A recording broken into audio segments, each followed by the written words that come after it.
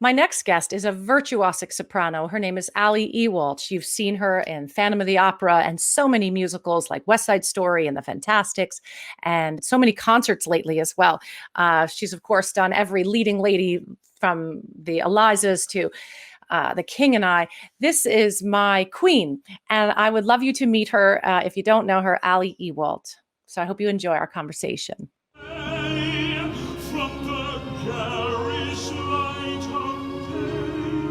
If you've been hungering for Broadway caliber performances while all the Broadway stages are shuttered during the pandemic, you may want to check out Broadway at the Drive-In in Radial Park in Astoria. With a 12-piece orchestra and stars from the original show, tonight it's Phantom of the Opera. For the stars Derek Davis and Ali Ewoldt, it's a chance to perform in front of a live audience, something they haven't done since February. I love this role so much, I love the show so much, and this time has been really challenging, not being able to perform for people, with people, and I'm just so grateful to have the opportunity to be with live musicians, with an amazing performer like Derek Davis, and to get to bring music and theater back to people. Hi, Ali. Hello. Thank you. You see, you're so delightful. It's crazy. Oh, it's so good to see you, and thank you for talking. Of course, my pleasure. Thanks for having me. So it looks like our art form is in for another round. Whew, yes, changes, adaptations. We're just working on it, taking it one day at a time, right? We are. I love reading about your past. I mean, you've played just about every terrific leading part for a soprano, from The Fantastics to The King and I and West Side Story, and obviously Christine in Phantom. You're absolutely the most ravishing and virtuosic singer I have ever worked with. I think I actually might want to start there. You have the most virtuosic talent I've ever experienced. It's a real gift. And I was obviously in Into the Woods with you. You did Cinderella beautifully. I mean, never better. And then this green screen musical, just to be in your rehearsals, not to mention to witness you in other work. So tell me a little bit about your voice just from the get-go, because it's one of the rarest instruments I think New York has. Oh my goodness. Well, thank you for your kindness. What an incredible compliment coming from you, one of the most gorgeous voices in all of music. Well, no, actually, but everything is different. But your virtuosity and your the ease and the flexibility, it's just unique. Tell me about it. I mean, how did you know you had this voice, and how did you develop it? Well, I mean, I think according to my parents, I've been singing since I was able to speak. And I just kind of loved it. And thankfully, they, threw me into some really amazing training. I started taking voice lessons when I was about 10 with this amazing man, Dr. Renato Valentino, who happened to run the An Italian. Italian, yes, who ran all of the music and theater and everything programs at my small public high school. And he was an amazing teacher, took it very slowly. I've always been a soprano. That just is how I've got a small throat. Apparently, it's where my voice happens to sit. Is that what we have, as a small throat? So yeah, it's something about the larynx, like the size of our larynx or something. Oh. However it resonates. Oh, I see. So there's a larynx size. Yes. There's something about this that sort of translates into. Well, that makes sense. The cello is a larger resonating instrument. Violin. Oh, I thought you could change. I guess. Now you tell me. You can always expand, right? I'm certainly continuing to work on my lower register, because that's what doesn't come as naturally to me. But yeah, I started, you'll never fatten it up though completely, because it's it's just the bones, right? Exactly. Interesting. So did he tell you this from the get-go, that you are a natural soprano and this is your pet? He certainly encouraged it, and sort of could hear, in my voice where it was leading. And so we did a lot of classical music, a lot of legit musical theater, and that's kind of where I've always sat since. And so, you know, as much as I would have loved to have been Eponine in Les Miserables, it was never going to happen. If I was going to be in the show, I was going to be Cosette, and that, you know, that is. Well, also hang on. I listened to you sing "I Could Have Danced All Night" at the Madame Tussauds event, which I'll show a little clip of. But obviously you sang so many different classic hits at that beautiful event that was very touching for you, because it was the first time you were able to sing, you know, with an audience, and you were doing the fabulous red carpet. I'll show that too, because I just thought nobody looks cuter in a pantsuit than you. But you sang "I Could Have Danced All Night," and if I'm not mistaken, the famous F sharp, "Dance and Danced," you mix it. Yeah. You mix it. How do you do that? You mix it, and then you do the gorgeous G in the most beautiful, floating, legit sound I've ever heard in my life. But you mix that note. Do you realize? So you're an Eponine. I'm not going to give up on you. I appreciate that. There's always something to strive for. Isn't it a mix? I think part of being a legit soprano forever is that I've learned some tricky tricks to try and get to like more of a, you know, a mixy sound to kind of fit in. Amazing. Yes, I love that. I love that. And a lot of sopranos do it, and I do it in my own way too, looking for the call sound. My teacher calls it the call. But you do it so easily that it's like another voice. It's like a new Eliza. It's so earthy and free and natural. It doesn't have the formality that I'm used to. I mean, what a sound. You know, I never wanted to do Christine in the Phantom. So was that a challenge? I mean, I could never sing those high notes. It was. I mean, the vocal range was okay. The hardest thing, honestly, is just the way that Andrew Lloyd Webber writes. There are huge gaps in between. The intervals are huge, right? And so even, say, like the title song, The Phantom of the Opera, you're starting all the way in the basement and then kind of have to get all the way to the top. And it's the same with all of the songs. All I Ask of You gets very, very low. And so a lot of the challenge for me was being able to sort of negotiate the very low stuff through the mix up into the soprano, and then beyond that, it's just a very So that's the low song. That's the low, because I sing that one in the symphonies when they say I have to sing Andrew Lloyd Webber. Yes. I mean, they often give me that song, and I was like, that's a little high, but okay. I like how it's the low song, but it is. It's a low song in the high world. Yeah. Yes, and I think that's where the mix comes in too, because so much of her singing is in that like D, E, F range, which is very much my passaggio too, like is sort of, and so kind of having to negotiate. That is a funky spot. Soprano. Yeah. Yeah, that is a funky spot. So she lives in there, huh? She does, yeah. Oh. And I think that's where it gets a little tricky. Plus, it's just an incredibly physical role. I didn't quite realize that. I mean, you know, you've played all of these period characters, so you have these very, very heavy dresses, and it's a lot of running around. She basically has one break in the first act to possibly use the restroom. And, you know, intermission is a wig and costume change. And so everything is kind of like you're just going once. Go. And running up and down stairs, climbing up and down ladders, which I didn't realize was a thing.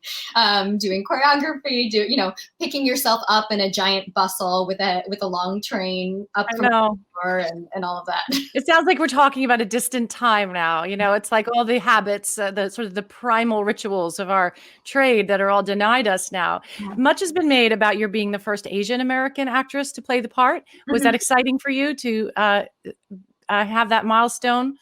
It's funny because, I think in some ways it was just completely selfish on my end, right? Like I just wanted to play Christine. I knew that was where my voice sat, and this was a giant soprano role. And it took me 10 full years of auditioning for various incarnations of the show to actually book it. So when I did, the excitement for me was that I finally got to play this part.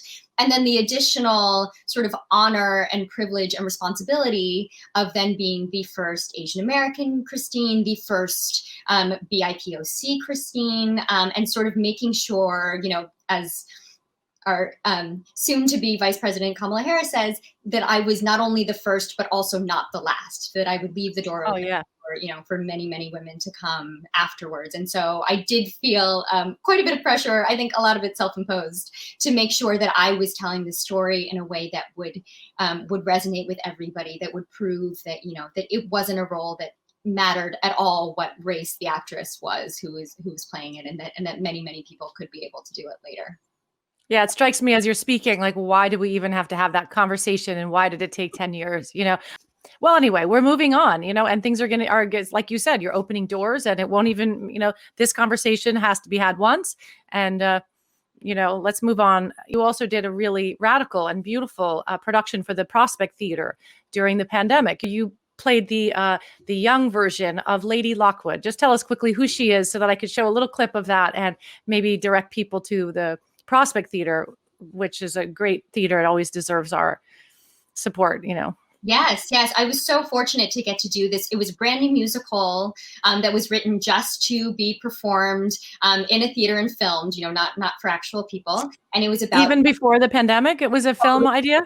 During the pandemic. So we were tested, we quarantined together, and then we filmed it all in like a 72-hour window, which was under the SAG-AFTRA new media contract guidelines for staying safe pandemic wise. Wonderful. So this is a new concept. Just I'm gonna slow myself. This is a new concept, making theater that we quarantine, small casts, go somewhere, en situ, as they say, and go to a place and film. So you were in looked like a warehouse that had been turned into a wonderful set. It was actually it was called the Goodwill Theater, and it was an abandoned or just not used theater. And so it had all of sort of the beauty of an old world theater, but none of the seats were in the audience. All you could see were the little circular heating ducts that you can find in Broadway houses. They're usually hidden under seats, but because there were no seats, the entire audience looked like these little circular, almost like a grave site or something.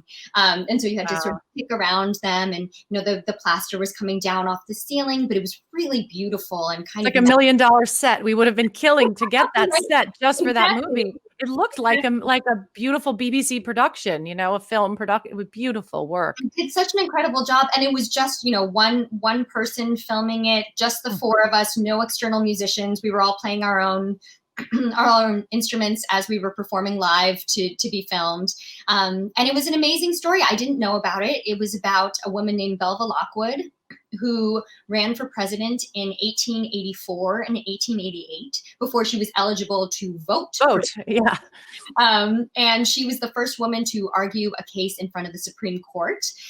She had gone to law school and wanted to pass the bar, and women hadn't done that yet. And so she actually had to sort of lobby her way through Washington to get the right to actually practice as a lawyer, and then, to run for president and all of this. And I got to play her younger self. The amazing Stafford was playing her adult version. And so we kind of hop back and forth in time. And there was this wonderful factoid that she used to try and perform miracles as a child. And so they jumped off a wonderful song, from that idea. Yeah. That's your big number. Yes. I loved it. You did it so beautifully. You said it yourself. It is quite time we had our own candidate. But I didn't mean me.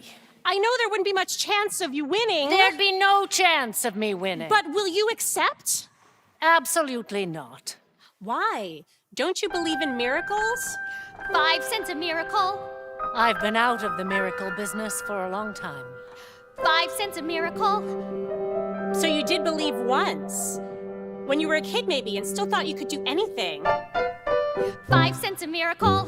Wanna see, wanna see. 5 cents a miracle. Won't you buy one from me? Watch me do it.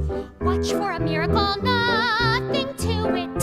Fun little miracle, fun little miracle. What will the miracle be? Oh, step right up for the miracle girl, that's me. Peter walked on water underneath a stormy sky. If Peter walked on water, why can't I?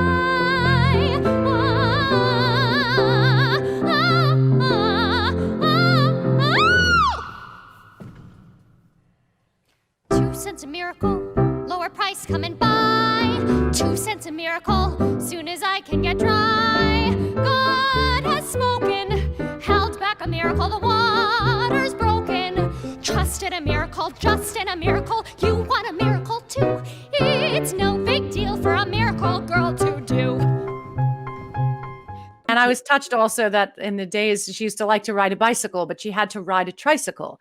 Yes. Because she wasn't allowed to wear pants. Exactly, because she was, in her way, very traditional, in addition to being incredibly revolutionary, right? She was this amazing ceiling breaker, groundbreaker, the first of many things, but also she loved her husband. She wanted to wear a dress. She didn't want to break too many conventions, but was incredibly intelligent and forward thinking and continued to achieve all of these milestones for women. I'm not surprised that you brought that story to us. I love it. So speaking of groundbreaking, like let's go back a little bit into your background. I know that are both of your parents identify as Filipino. Tell me a little about your background and how it led to music ultimately, I guess. Yeah, so my mom grew up in the Philippines. She came to the States when she was in college. She was about 19 years old. Her entire family had moved. Her father was a diplomat, so he had come to work for the UN and ultimately the New York consulate and then different consulates all over the country. So she actually was not terribly excited to leave. She was enjoying her college experience, but the entire family, all 8 children, were moved over to New York. And then she ended up staying. She was living in 8 children? 8 children, yes. Wow. She was part of a pack. Yes, indeed. She was number five of 8. 6 girls and 2 boys, so many sisters. And so she was working as an accountant in New York, and she met my dad. So my dad grew up in the Midwest. He is Italian and German ethnically, but I would say Midwestern by culture. His mom was from Kansas. His dad was from Iowa. He grew up in like a farm town in Illinois. And he was the first of his family to decide to go to graduate school in New York. He went to NYU and studied engineering. And so my parents happened to both be on a ski trip to Lake George. And I guess they met each other on the slopes. My dad took notice of my mom. My mom was thinking, oh, I don't know about this, this white man stranger. And of course, they fell. Yeah, very cool. And so I see where you get some of your brains, because you come from a smart group of people, well educated, and your mom, of course, sounds like a real character and brilliant. Did you feel like they wanted an artsy daughter? Do you think they were hoping that maybe this next generation, just for them, just in my own house, it was that nobody ever thought to be an artist. It was just too much. There was too many serious things to deal with in our background, Vietnam and other things. But our generation, my parents were always happy to see us do plays and take, music. Same with you, or? I think it was a combination of things. So I definitely was the first, any sort of professional performer in the family. But I really credit the Filipino side. Music is so integral to Filipino culture. We're always singing. It doesn't matter if we're good or not. It's just a thing that everybody loves and values. And so 2 of my mom's sisters were living in Queens, Tita Myrna and Tita Eva, and we would go and visit them all the time. And Tita Myrna, Tita means aunt. Tita means aunt, yes. Yeah, because I have some friends, and they're always Tita this, Tita that. I just got used to it. I didn't even know what I was saying. Related, it still counts. You can still call someone Tita. And Tita Myrna had all of the movie musicals. She was a great singer. She had them all on VHS and would let us borrow them. And she took me to my first Broadway show. She took me to see a chorus line, and then to many shows after that. And so I think it was that combination that really kind of instilled this love of musical theater. And then I'm not entirely certain. My parents were just incredibly supportive, taking me to voice lessons and dance class and all of that.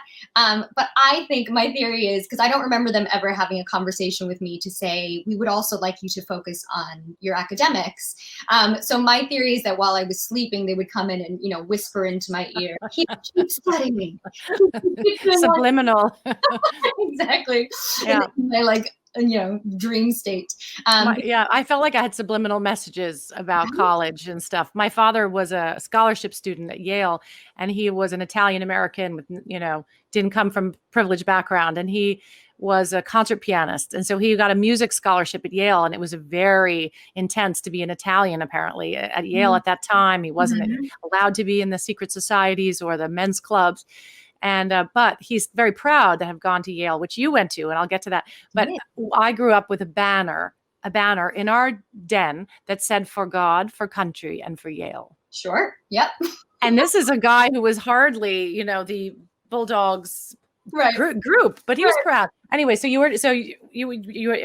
were finishing a thought about. Oh yeah, so I think that when it came time to think about college, I very much wanted to study academically as well as to have performance opportunities, right? And so that was why I really wanted to go to Yale, because I knew that, obviously the academics would be incredible, but there was this amazing artistic side. There was so much with the graduate schools happening, so much undergrad, we could do any sort of production, all sorts of strange student-led productions in dining halls and So I was going to ask you, Yale was important to you. It's not college isn't important to everyone, but Yale was a good experience for you. It was really wonderful for me. I think part of what I love so much about it was this ability to be artistic in very non-commercial ways. I think that's been very useful to me in being able to create things without sort of the pressure of making them be fancy and something that appeals to everybody. We did a lot of very weird theater. Oh, I love that about you. I didn't actually know that. Maybe I intuited that you have an artisanal side, that you like the making of things. You don't like to feel like it's allied to some corporate venture necessarily. Right. I didn't know that about you. Though now that you say it, I go, oh, that makes sense, because everything you do is so whole, irrespective of what is surrounding it. If it's, that amazing Phantom of the Opera you did in a drive-through, it was like you wore the dress, you were there, and it didn't need a lot else. It was like, Ali knows how to do this. You create stuff. Yeah, so that was developed a little at Yale. Yeah, absolutely. And I think also just the nature of, getting placed randomly for freshman housing. I lived on campus all 4 years. And all of my friends who I'm still very, very close with, there are actually 9 of us that hang out together. And I think in some ways that was recreating kind of the sibling feeling that my mom had with all of her siblings, right? And all of the sisters. And what's amazing is they all do completely different things. And I find that so inspiring that they're super passionate about whatever it is they do, be it a doctor, or my friend Lindsay, who lives in Kenya and builds porta potties for people who don't have sanitation, or, my friend Karen, who's a journalist, or, they do all sorts of amazing things. And I think we support each other in our own passions without ever having to feel competitive or to feel like, we were kind of vying for the same things. I think it was really inspiring to learn more about the world in that way. And like you were saying, to have more of a well-rounded idea that there are so many things that are important, and that those things then help me to be a better actor and a better human, right? Because I'm interested in so many other things. Yeah. It's so heartwarming to hear you say that. December 6th, I published an essay in the New York Times, and I noticed right away my Yale community and the Yale alumni group on Facebook and stuff, 97 people, like immediately. The Yale people really knew, because a lot of them knew, some of them knew me, and others just know the instinct, which is to ask a lot of questions and to get the aerial view, and then to zoom in on the history. And I really recognized a support, and it was a support for a kind of person that I am, that I don't always know it's necessary for it to be an actress. But my Yale friends right away were like, well, that's so Melissa, that article. It's like funny and saucy, but she's like analyzing the history, and she's looking for a metaphor or a binding idea or some kind of image. Like, people were writing, this is, that's a good Yale paper. I love that. I felt so supported. Think, right? Like, we were taught to inquire and to make connections, and it wasn't necessarily about sort of the facts and the physical knowledge that you were taking, but it was a way to look at the world with curiosity and with excitement, and really caring about the details. And the details. That Sondheim says, God is in the details. Mm-hmm. Oh, Ali, you're just such a delight. Plus, I admire you so much. Let me make sure I've asked everything that I wanted to ask you. Who's your biggest influence, do you think? Oh, goodness. Or it doesn't have to be if you want, if the is off-putting, tuck a few in there, because they Streisand and this and I mean, I think, I have to always give credit to Lea Salonga. She was the first Filipina American actress that I got to see in Les Miserables, playing Eponine, playing a role that was non-traditionally cast, which was, groundbreaking at the time. And really helped me to believe that it was possible to play a variety of different roles, like Cosette or Christine. Also, one of the most beautiful voices ever. And people, and yeah.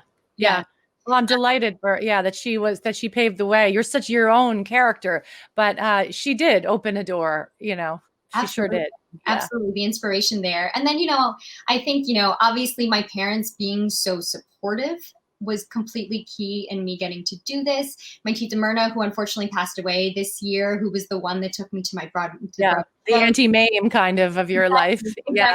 And always Nice.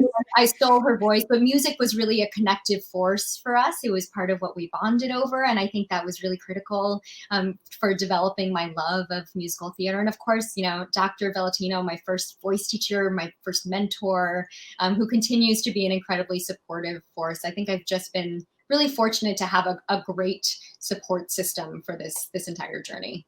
Well, I'm sure they're all going to kick in right now when we need support as actors. We were all on a go. We were all navigating the doing, and now we can't do it. So that's an odd situation, but it's good that you have that support, and it shows. But you've taken the support and you've made it your own beautiful thing. I just want to make sure I've thought of everything in the pandemic that you did. Oh, your Les Mis with your neighbors. Do you hear the people sing, lost in the valley of the night? It is the music of a people who are climbing to the light. For the wretched of the earth, there is a flame that never dies. Even the darkest night will end, and the sun will rise. They will live again in freedom in the garden of the Lord. They will walk behind the plowshare. They will put away the sword. The chain will be broken, and all men will have their reward. Will you join in our crusade? Who will be strong and stand with me? Somewhere beyond the barricade, is there a world you long to see? Do you hear the people sing? Say, will you hear the distant drums? It is the future that they bring when tomorrow comes. It seems like you told your neighbors that you were doing this, and you had people go out and do you hear the people sing? How charming. And of course, having been a Cosette, I cry to think of what you were doing with that song. You were doing obviously more than just a Actors Fund, which is wonderful video, but you were doing something for a spirit. How did that happen for you? So I spent the first 4 months of the pandemic at my parents' house in Westchester. I thought that, my dog and I would enjoy some actual sunshine and fresh air, not knowing how long we would be there, because at that point we thought maybe a couple weeks, who knows? Yeah. And while I was there, I found that I was just feeling the urge to create something. And my mom offhandedly told me about a Facebook post. They'd been very close with their neighbors, and one neighbor had tagged her. And it was a quote it was a meme saying, "I hope all my neighbors learn the words to Les Miserables for when we do that singing out of the windows thing," referring to how they had sung out of the windows in Italy. And of course, she didn't realize that I would just take that idea and completely run with it. Oh, you did. That's what it was. It was the Italy. You did the Westchester, Italy. Exactly. And our neighbors were amazing. My parents have been in that house for many, many years and have developed these incredible relationships. And I knew there were a lot of young performers who were very excited about musical theater. And so I roped them in. We had the French horn player from Wicked happened to live down the street. And so he plays the French horn at the top of the video. And really it was an excuse to create something hopeful. Yeah. So that little kid with the flag made out of a towel, and all your neighbors and the wear a mask and yeah. They really came out, and I think it ended up being just a very positive community experience, and it was fun, and something that apparently. Did you go around with letters and explain it, or emails? Is that how you did it? Letters. I did emails and Facebook posts, made sure we had everybody who wanted to participate, and basically just said, we're going to be driving around at this time. We'll do it a couple of times, and I was just in the car with my little eyes. Yes, you were doing like camera work. It was amazingly artistic. Of course, all your Instagram stuff is always so well curated and thought out. I just put so much stuff up. I got to learn from you. You've always been, you like to make things. You really do. Remember the fun stuff we did with when I was the baker's wife? You were so witty. It's mostly to amuse myself, and I'm glad that it amuses all of us, and it leads to something. I think keeping that creative bone, or that creative instinct, crackling. I have ballerinas in this house at 2 and a tennis player. And there's so much bar work going on there. Even in the pandemic, they're taking class, they're in the basement, they're in their bedrooms, their school has their, so you just keep doing, and their ballet school, if it keeps closing and opening and closing. And then my daughter playing tennis nonstop. She goes to online school, and you got to hit, 100 forehands a day. Wow. So for creative people in a pandemic, we have to stay creative. Yes, it helps with the community tremendously. It's all about self-care and mental health at this point. I think so. And I think our creativity and your creativity, everybody's, little projects and things popping up. I think it's important. I do too. Absolutely. It's really important. So my last question is a question that I call the hot ice cream question. Is there a dream or something that you've always wanted to do, however incongruous? I think you have a lot of hot ice creams. Maybe you don't know them yet. I feel like they keep coming up. They keep changing, right? Obviously I would love, I've never originated a role in a brand new musical on a big scale, right? Broadway musical. And obviously I would love to do that. But I also enjoy casting, even just, when friends let me kind of fit the little pieces together. I think there's something really exciting about that puzzle. I mean, lately I've been watching this amazing reality show on the Bronx Zoo, and I've decided that, in my next life, I want to be a zookeeper and create these great environments for these animals that need saving and conserving and all of that too, because there is an amazing creativity to that as well, to creating an environment that really supports all of these different creatures. So I don't know. I think there are new things all the time. Yeah, that's a beautiful idea. And I'm sure the animals right now need a lot. Yes. Yeah. We are all like this, but well, thank you for your conversation, Ali. You are the bee's knees to me. You are Lady Lockwood of our time, so thank you for this. And I hope everyone will enjoy you as my daughter. We didn't even get to that, but you play my daughter in Meet Me in St. Louis. So that will run for the rest of the month. And I'm so glad that brought us back together too, that we got to have this, very challenging, but of the time virtual experience together. I think we all learned a lot. And and we did it, like you said, too. Yeah. Well, thank you for chatting. And I know everybody out there loves you, and people who don't know who you are now have a million things to look up. And so I'll see you at the cast party. Yes, indeed. My pleasure. Thank you so much for having me. All right. Happy trails. I'll see you soon. Bye, honey. Well, wow. Isn't she something? I knew when I first met her in Into the Woods that I had met somebody that was going to be a leader for so many young people. And she's such a great artist and a lovely human being. So I look forward to following her, and follow her on Instagram. She does so many creative things with her social media, and she will steer you from adventure to adventure. I hope you enjoyed Ali.